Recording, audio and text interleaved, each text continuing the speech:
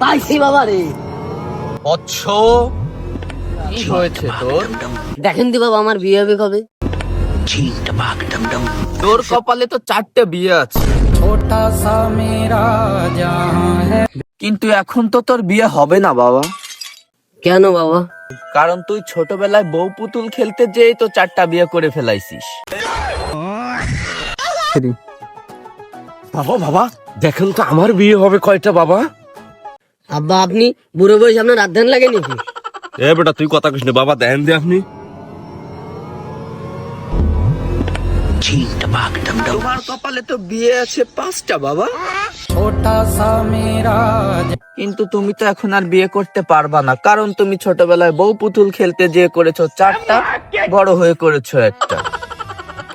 ওরে শালার বুড়ো, ছোটবেলায় ইয়ে করে বেড়াইছো, আমি মার কাছে কই নি।